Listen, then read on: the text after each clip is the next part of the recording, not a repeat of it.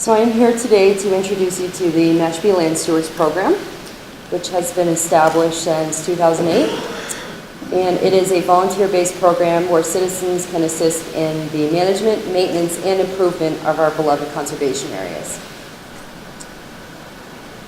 So the Mashpee Conservation Department mission is to protect our water resources, plant, wildlife habitat, and preserve some of the Cape's natural beauty. We also protect and maintain land set aside for the public's enjoyment and recreation. We increase public support for conservation land and maintain, upgrade, and construct conservation land appurtenances, which is a fancy way for saying steps, walkways, signage, trails, etc. So by establishing a network of volunteer land stewards, the Mashpee Conservation Department can effectively address these goals. Since we're only a department of two, well, three, including our administrative assistant, we have over 2,200 acres of conservation land and over 33 miles of trails. So it's helpful to have some more eyes and ears out there.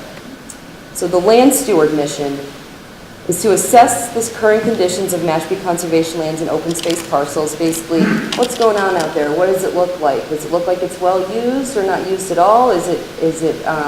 Are people respecting the land, or are they throwing their trash there?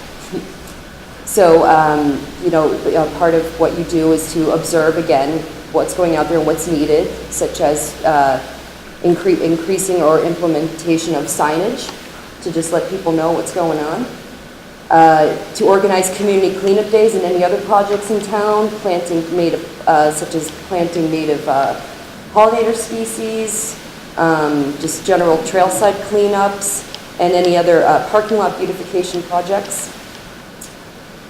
They can make suggestions to the department for general improvements overall. We're always open to new ways to more effectively manage these areas.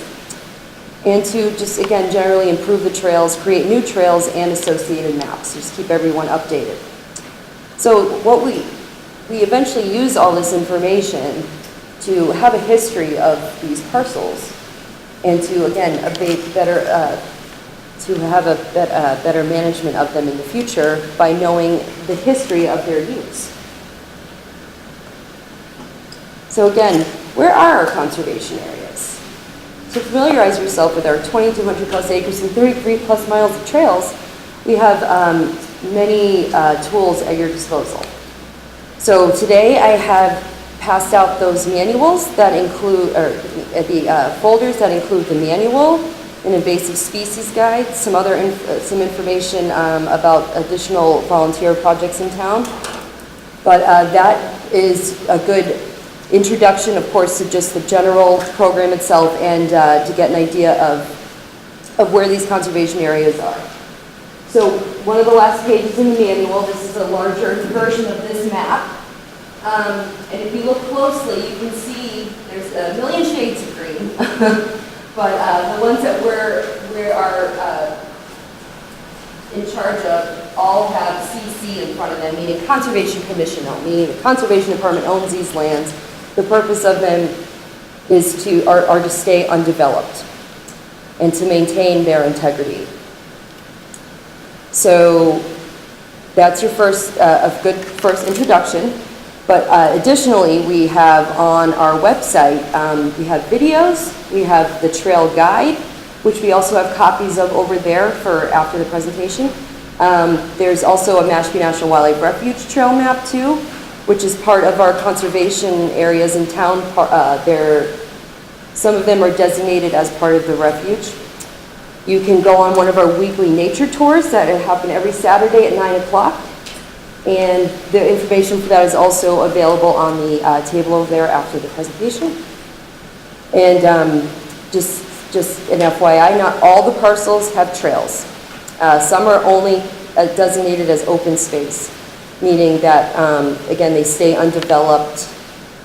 We need to maintain the natural vegetation there for wildlife refuge and for groundwater recharge too. That's a big issue in town, water quality on the Cape, and it is directly related to the degradation too of some of these conservation areas.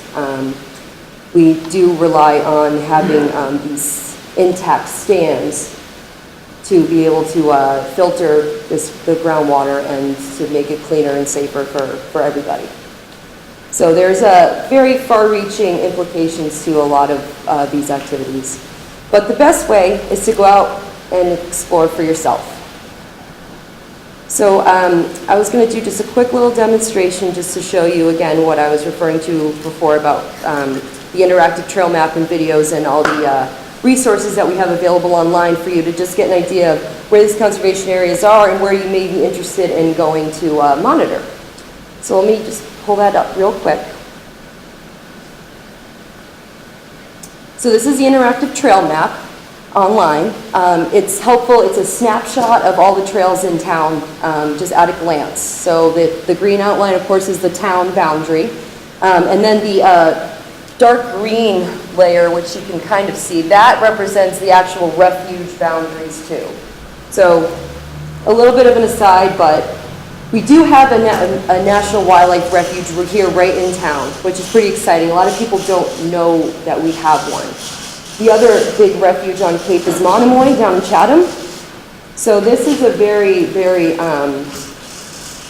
important to have established this back in 1995. It's just another layer of protection. Have of course, the federal government and all of the tools at their disposal can help us manage these areas as well. So just to keep that in mind, I'm going to show you an example of how this works. So Johns Pond Conservation Area, we have right here.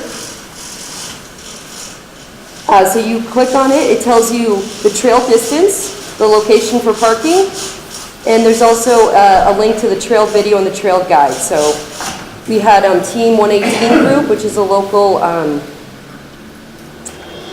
production company, create these videos. So this is a quick little one that we can watch for the moment.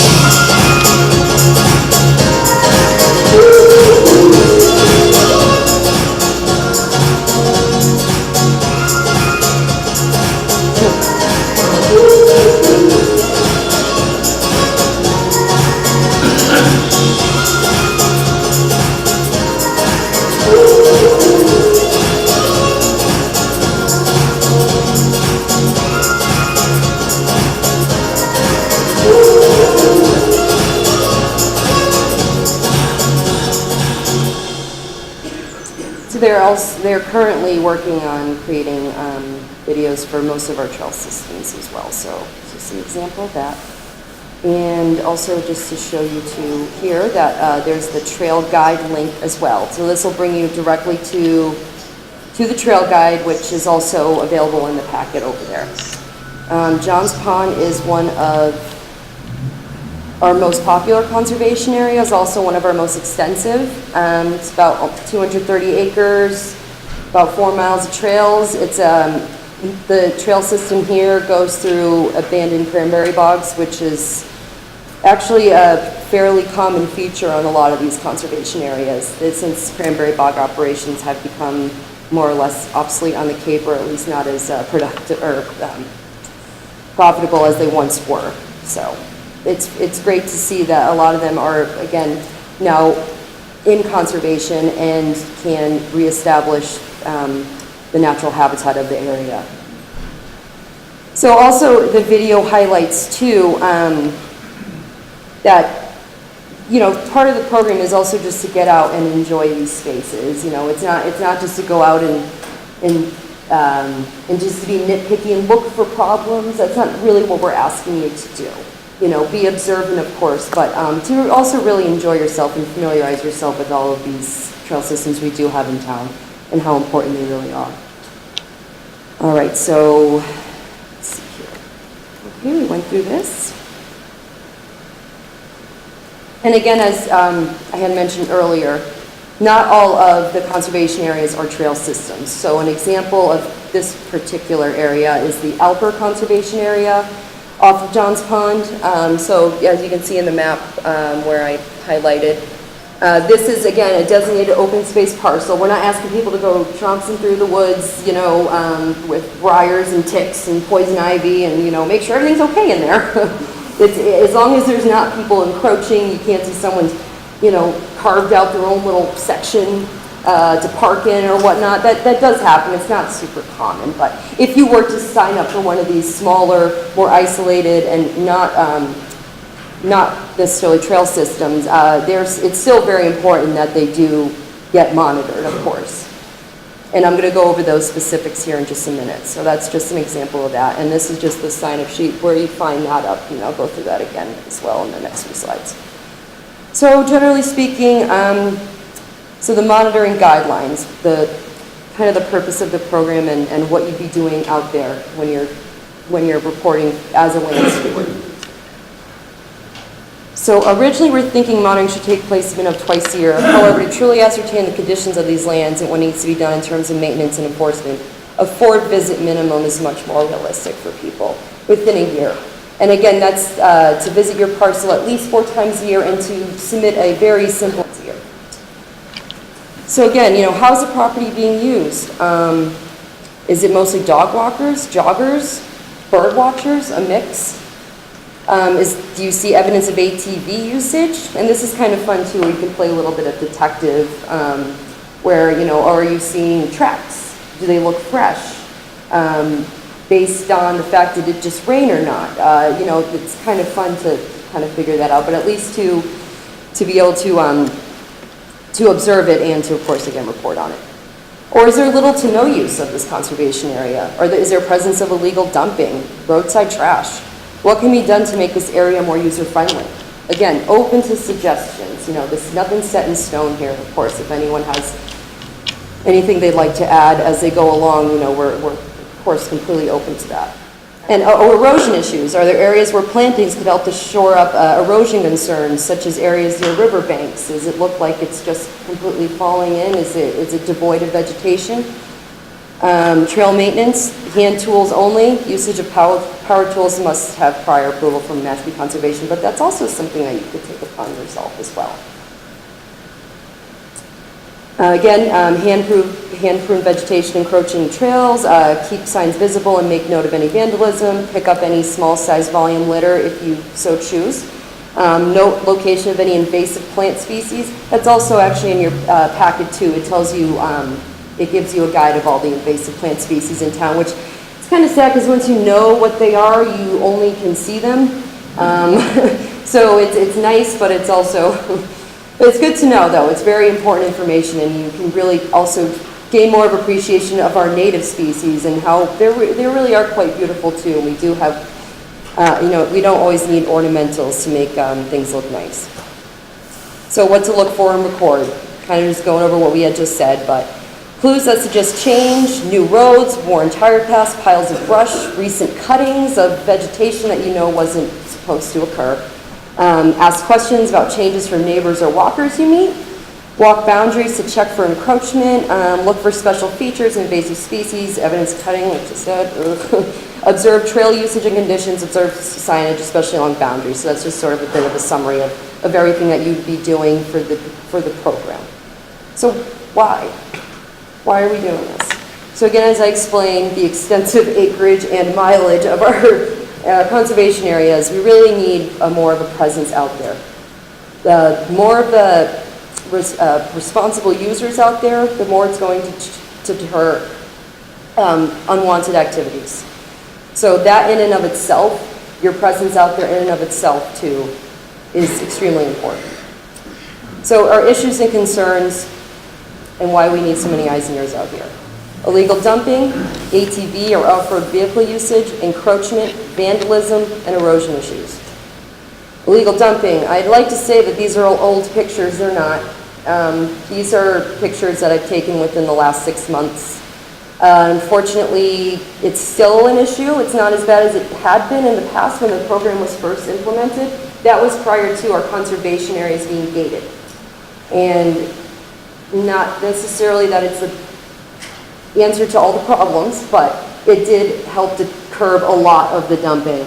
It was very easy for people to just drive in your pickup, not go to the dump and pay the fees, and unfortunately, monkey see, monkey do. So a lot of these did kind of build upon themselves. So back in the early 2010s, there was a very big cleanup at Noisy Hole, and one of the conservation areas in town, and that almost facilitated that also helped facilitate the program too, to just say, hey, we need more presence out there. We purchased gates, we gated everything, but it still happens. It's much more minimal now too, but again, that's why having more presence out there and having more reporting on these issues really, really helps us manage and deter these activities in the future. So just for example, John's Pond, this picture and the picture up there, those have been there 10, 20 years maybe, these piles. You know, and again, I think they opened a gate for a little while, the base did, because this John's Pond's right next to Otis National Guard base. You know, it just took a couple people to find that out, and they went in there, and unfortunately, this happened as a result. We actually plan on April 28th, Mohawk 4x4 Adventure Club will be coming out and helping us clean up these large piles of trash that have been sitting there for far too long. So, very good. It's going to be kind of like that Noisy Hole cleanup that occurred about a decade ago. So, well, every decade we'll do this. This was at Jehu Pond, and that one was at Mashpee River Woodlands, again, within the past few months. I hate to say it, but these actually occurred in the places that weren't gated.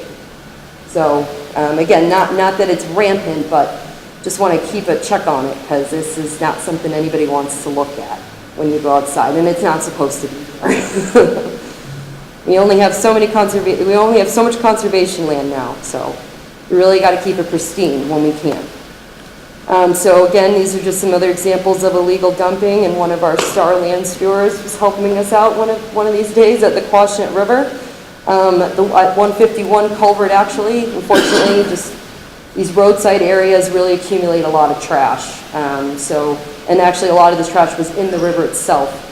So it was very helpful to have him that day to get that out of there, bring it to the dump. And also people were having fun with their shopping carts and throwing them into the river too.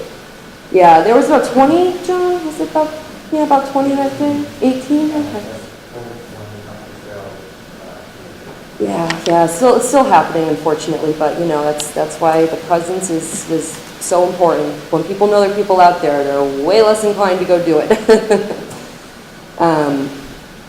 Yeah, and those are just some other examples of trash, and that's just a little fireball nip, little tiny plastic bottles that are rampant around town, kind of an aside, but those are an extreme problem, and I find them all the time, everywhere.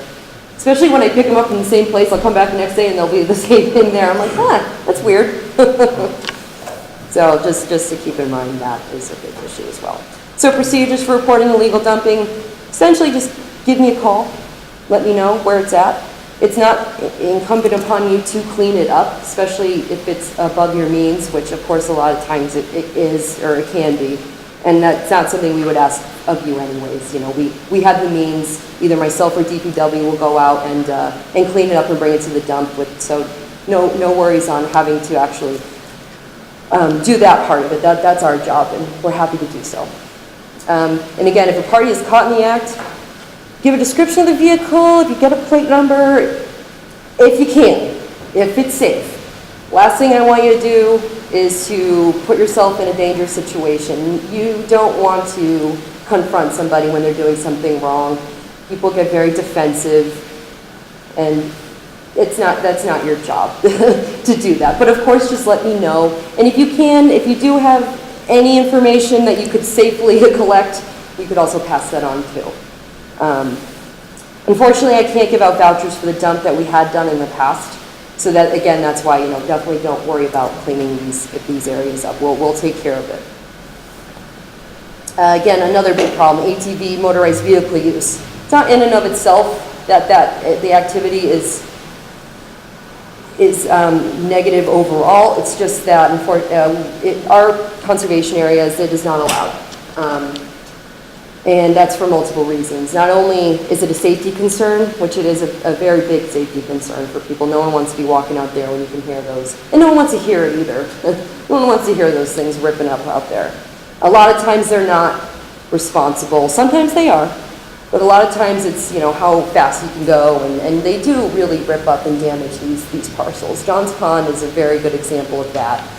There are extensive ATV trails that have popped up over time that aren't even part of the actual trail system itself, but they've been fairly established, and it's a bit of, it's chasing a ghost a little bit, but we do what we can.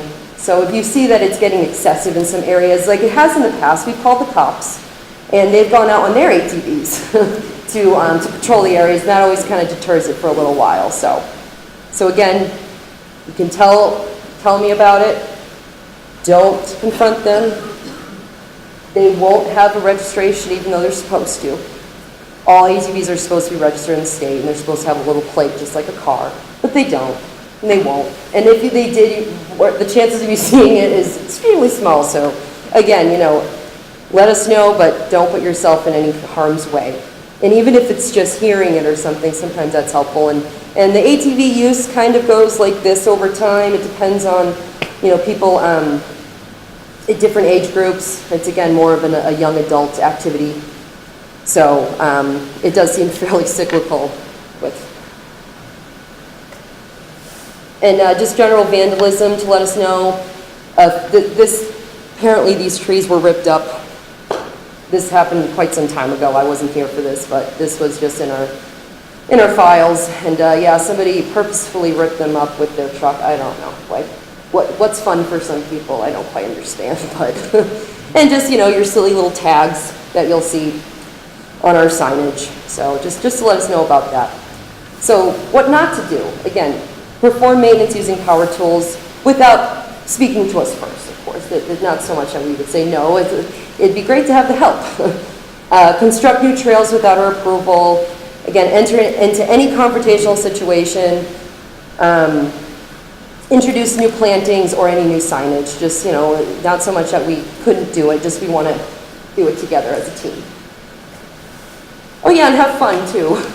So again, trying to reiterate that a lot of what we're asking is not so much out of just going out and enjoying these areas in your own way.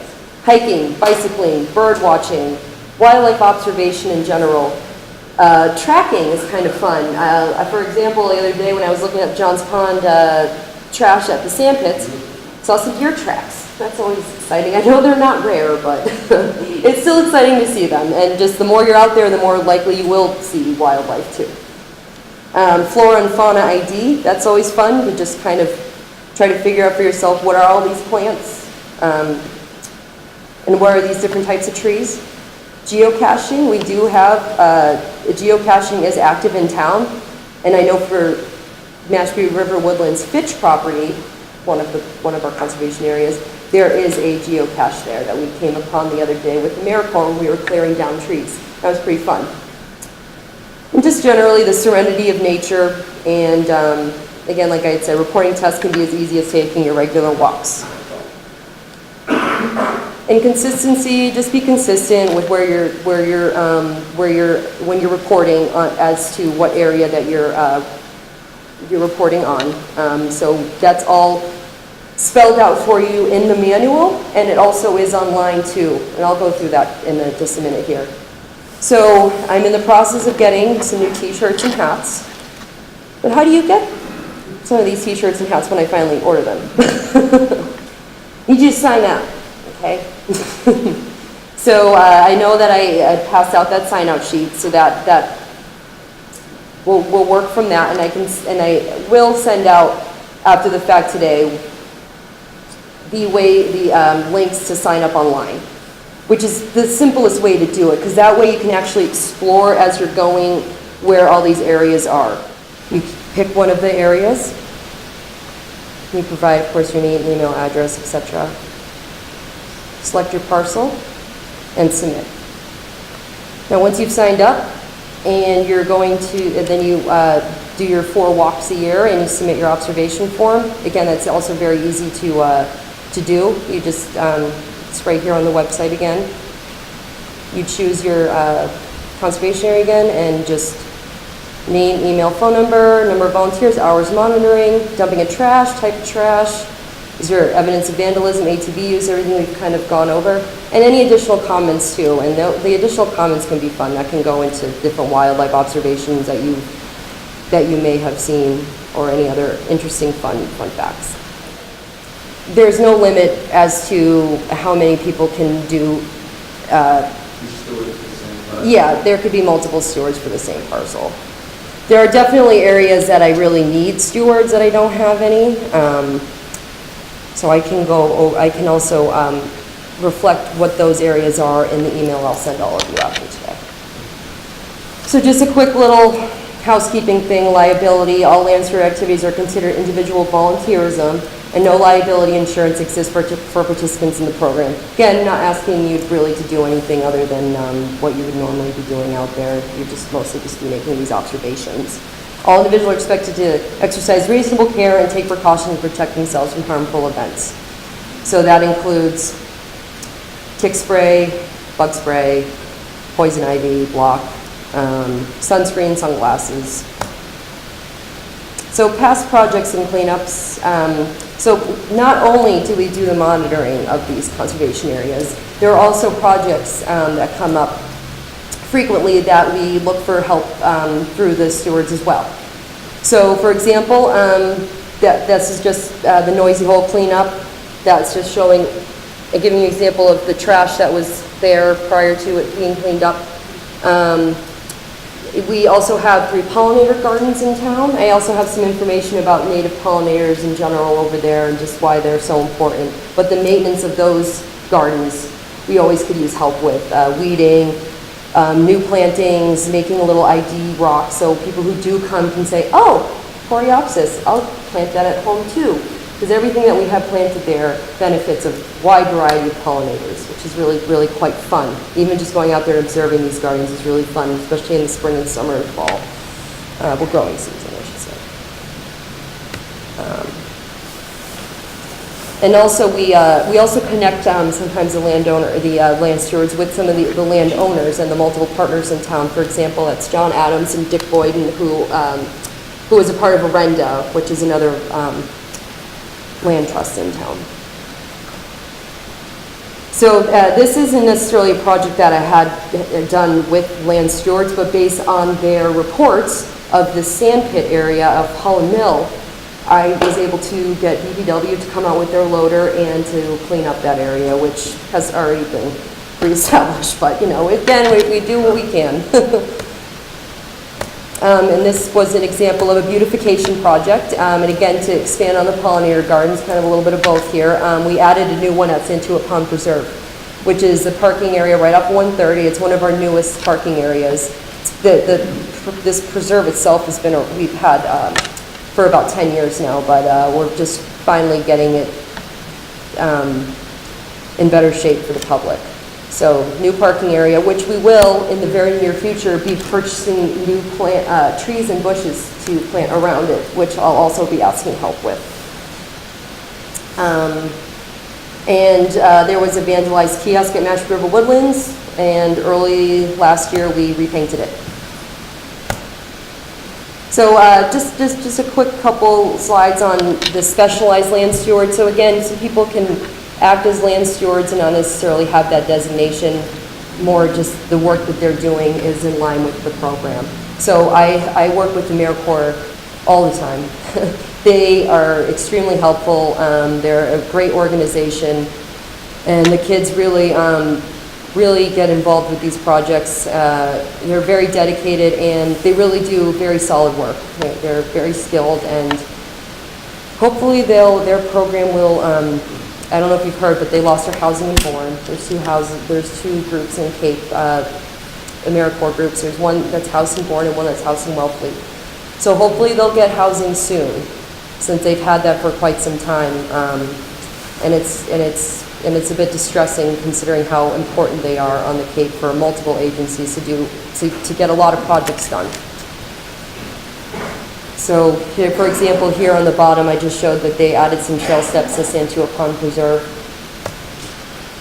Here's, they did a lot of tree removal work from the windstorms that we had at the end of last year, which I think we all forgot about because of the 4 Easters in March. But this was on account of that, we removed all these trees here. And there's just another picture of the trail steps that they created.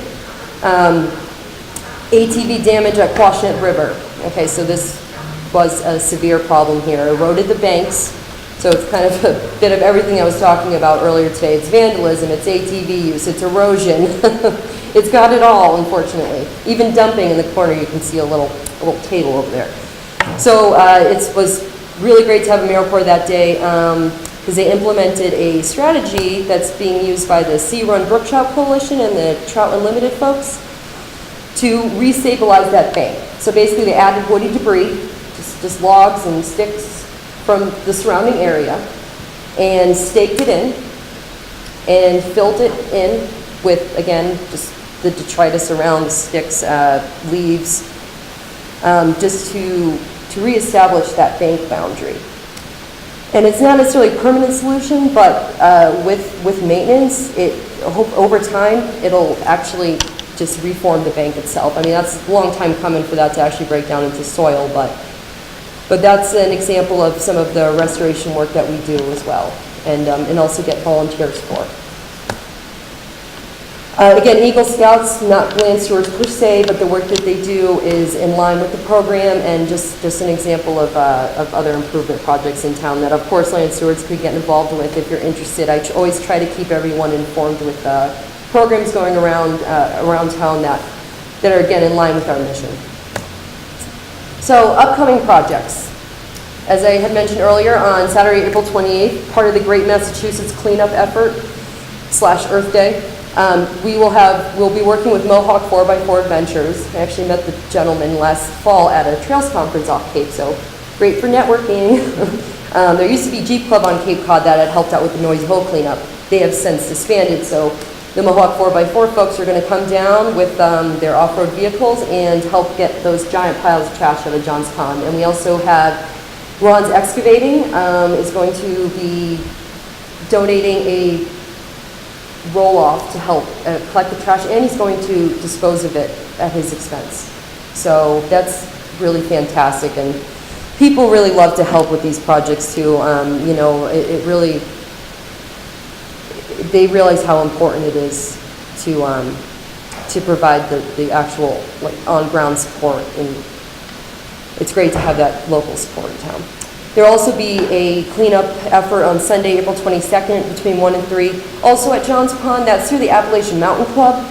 I'm sure they'll gladly take any additional volunteers who'd like to come that day. They'll be working mostly on just trailside trash. So trash pickers, trash bags, that'll be more of it'll be a little more simple than what we are doing on the 28th, which we mostly have the support that we need, the help, but if anybody would like to come by and go for a ride in one of these off-road vehicles, or just to observe the event in general, you're more than welcome. And also, and more recent, this Thursday and Friday, we will be repairing an osprey pole off of Monomoskoye Road. We already have the tools, and we'll be working with the Friends of the Mashpee National Wildlife Refuge, which is also another volunteer organization in town. I do have some information again on the sheet on the table over there, but they're also a partner with us, and they basically function as land stewards as well in town. So that's just another organization that you can be involved with. So once I get more information, again, I'll send it out to all the land stewards if they're interested in coming that day. We don't need a lot of people, but it should be pretty fun. The ospreys are hanging out. Right now they're trying to create a nest on a telephone pole, which is not good. They really, I think when they do that, sometimes they have to take it down because it's a safety hazard. So they're just repairing this osprey pole that had broken off in one of the nor'easters. Which one? Who knows? But it should be a fairly easy fix, and it should be pretty fun. Even, again, just to come and observe is something that we're also always welcome to have people at. Just generally, Earth Day is Sunday, April 22nd.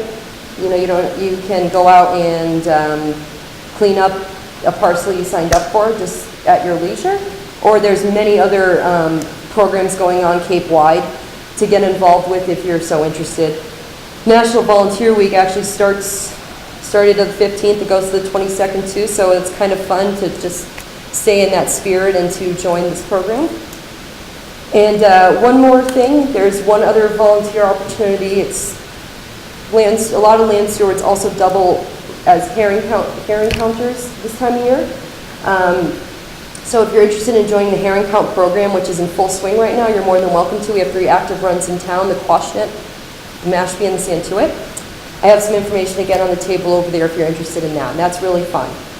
They're not at Santuit right now. That's a little worrisome. There's tons at Mashpee. That's just fun to go down and check out any of these. Checking the ospreys, fishing, and there's black crown night herons. It's just really quite a sight.